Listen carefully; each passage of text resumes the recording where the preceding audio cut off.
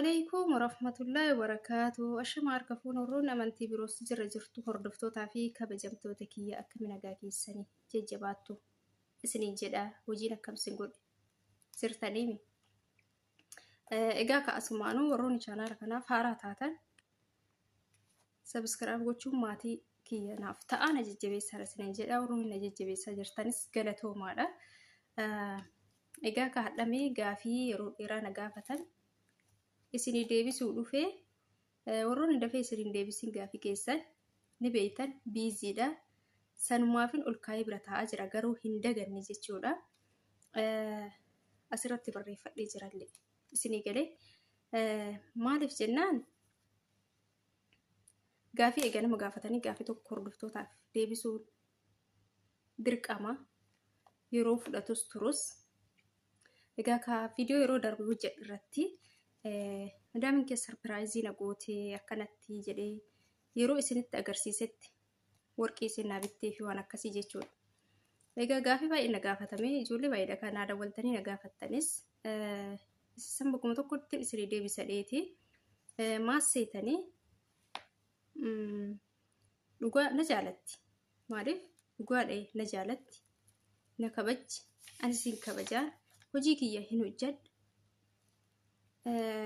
Waan isin ajajji hin ajajam hojii kiyya ofiin beekee hojjedha. Isin egalee hojii kiyya haga danda'een tolchuuf yaalaa jechuudha. Haga danda'een tolchuuf yaalaa jechuudha. Kanaaf isinillee nama amala qabuudha. Wallahi nama amala qabuudha. Nama akkas nama tuffatu miti. Nama miira gadaantummaatiin nama ilaaluu miti jechuudha. Isin egalee hin jiranii mi tokko kan nama xayyafan akkas bakka si mujjiru kan hin dubbanne hedduutu jira jechuudha. Sigalee waa'ee hojii qofa akkas ajajam malee kam si wajjinuun haasofne hedduutu jira jechuudha. Hin beektan isin jechuudha. Ani gama kiyyaa wallaahi laziin dhugaa dubbachuuf maankaa tokkoon yeroo taraa nyaannu jira jechuudha hojii isaanii tokko keessa. Wallaahi maankaa tokkoon yeroo harka isiitiin afaan na keessee na gurshitu jira jechuudha. Wallaahi kana yoo isiniin jedhu soba isinitti fakkaate wallaahi jechuun immoo maqaa rabbiitiin kakachuudha. Kana ani gizee duraa jechuudha. Gizee duraa dhufu asin jirtu isiin akka carraa taatee biyya biraa jirti. Intala isii kan heerumte tokkotu biiroodhaan fidee ijoollee lamatu mana jiranii hin baratanii mucaa fi micattiidha xixiqqoodha. Hin baratanii isiin tan heerumte sun dhufaa laalaa biraa deebiti. Anana fiddee gaafa kaanii jara bakka waan akkana godhinaa jedhaa faana biraa deemti. Ergas booda haati ji'a tokko teessee dhufti jechuudha. Isin galee haati ji'a tokko teessee dhufti. Gaafa dhuftu ufinna qabdee na dhungatte. Dii jedhaan hin rifadhee. Ani tachi dhiyaachuu didee nagoo maraasama gaafa dhiqaa hin dhagaa miree duraanii nama xayyafanii nama jaalatanii akkana meeshaa addatti namaa kennanii waan itti nyaatan waan itti dhugan addatti namaa kennan waan jedhan san hin dhagaa. Isin galee bakka raasama dhaabadhee akkuma sankaa raasamaa nagaa gaafadhe. Nattumas deemtee na bira geettee ofiin na qabdee na dhungatte. Kiyyu jechuun amma kaa. Ani hin qaanfadhe kaa. Achiin bakka deewwanni jedhan sobaa sila akkan. Akkami nama dhungatan hin jedhan nama dhungachuu miti nama wajjinuun haasaan nama xayyafan hin jedhani. Ka jedhu sammuu kiyya keessa jira. Bakka isaan jechuun wallaahi bakka jechuun ati amala gaarii qabaatte nama gaarii taate taanaan isaan nama gaarii ta'an taanaan ati nama gaarii taate taanaan isaan nama rabbii ofii sodaatu nama hunduma kennaa rabbitu uume rabbii wal qixxeessee nu uume rabbiin miskiinaaf dureessa uume illee tokkocha jedhee warri amanu jechuudha. Onneen isaanii qulqulluudha. Wallaahi onneen isaanii qulqulluudha. Hundummaan isaan si tuffataniif hin jiru. Meeqa kam tan meeshaa isii itti nyaattu adda kennituuf tassaanii isii itti nyaattu adda kennituuf tan burcuqqoo isii itti dhuydu adda kennituuf. Wallaahi mana hin jiru kana keessa amma meeshaan adda jedhamu hin jiru. Wallaahi meeshaa tokkotti fayyadamna jechuudha. Maaliif jennaan fagoo hin deemu. Ilmuma isii jechuudha ilmuma ani isii bira jiru kana. Intalli ilmi isaa ta inni fuudhee jechuudha. Hojjetu Itoophiyaa fudhattee gaafa fudhattee jettu kaameraa kushiinaa keessa jira.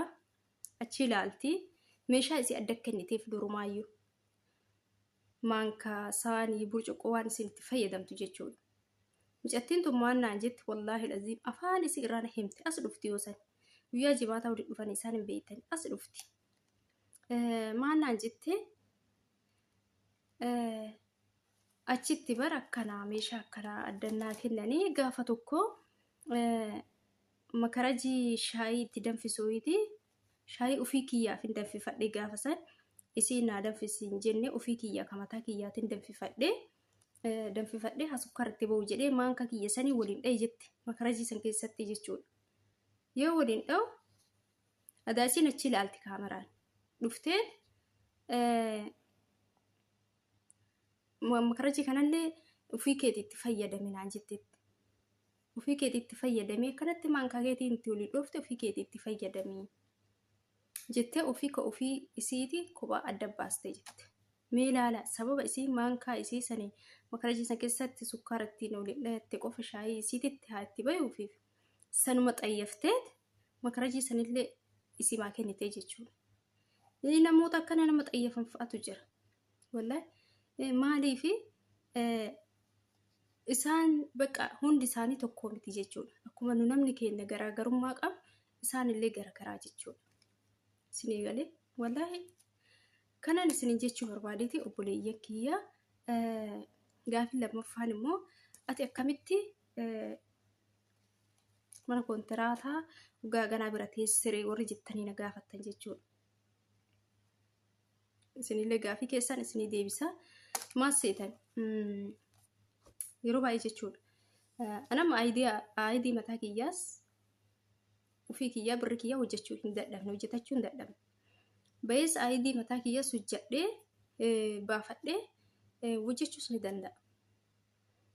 Garuu faayidaan isaa maalidha? Hojii dhuunfaa yoo ittiin hin hojjetin aayidii birrii haganaatiin baastee fakkeenyaaf diraamaa 8,500 baafamu. Kanaan baastee deebitee ati yoo nama jala ka dalaydu ta'e birrii haganaa itti baastee siif kisaaramuu bu'aa qabeessa ta'a gaafa san madaaluu qabda akkasitti sii galee gaafa birrii kiyya geeffadhee hojii dhuunfaa kiyyaatiin banachuu qabaa aayidii mataa kiyya hojjetadhee hojii dhuunfaa kiyya banachuu hin danda'a hin qabaa gaafa jette gaafa san baafattee hojjetachuu dandeessa. Garuu yoo manni sii ta'eetiin hin jedhe yoo manni sii ta'e yoo maatiin sun sii ta'e damooza kee yoo seeraan sii kennan yoo gizeen sii kennan damoozuma jalqaba dhuftee odoon ta'e yoo damooza kee sii dabalan ati maal tolii gassi oofe maal goote deemtee achillee maal madaami dalaydoo qaba akkuma ta'e wayii kaafee moomaan wayii dalayda sanuu nyaata kee waan hunda kee ofii keetii fayyadama. Garuu hojii dhuunfaa keetii yoo uummatte aayidii mataa keetii si baafatte rakkoon qabu jechuudha. Hojii dhuunfaa keetii hojiin sun si baasuu danda'a kisaara san si deebisuu danda'a jechuudha. Isinii galee kanaaf obboleeyyan kee ijoollee meeqa jechuudhaan ka aayidii kana 5,800 baasanii wallaahi wabillahi dalagaa nuu suqmii mana madaami dalagaa nuu barbaadi nama naan jedhetu jira jechuudha. Raasatti wallaahi kaaffee deemnee an madaami kee wajjin kaaffee deemee bakka waa nyaannutti achitti geemaatii homaa xabbastee mucattiin Itoophiyaan akkana taasise akkamii akkana ta'eeti jennaan lakkii akkanumaan bira hojjedha. Isituu kafiila naa ta'ee birri kiyyaan aayidii baafadhee amma dalagaa suqataa jira. Mee dalagaa naa suqii yoo argite dalagaa mee naa suqii yoo argite jedhee nama afaan isaatiin na dubbatee jira. Wallaahi birri kana hunda itti gajjissitee aayidii kana baastee jechuudha. Isinii galee kanaaf yoo hojii dhuunfaa qabaattee hojii mataa keetii ittiin hin hojjetin zalaalamee biyya kana keessa taa'uu yoo hin barbaade wanummaa inni si fayyadu tokko hin jiru bara. Si galee gaafa mana madaami ta'e gaawii taatee eeyyama kee fudhattee yoo galtee deebi'uu barbaadde galtee deebi'uu dandeetta. Kanaaf obboleeyyan kiyya kanumaan isin jechuu barbaade ani kanaafin wanni hin beeyniif wanni hin filadheef kanaa jechuudha akka sammuu kiyyaatitti.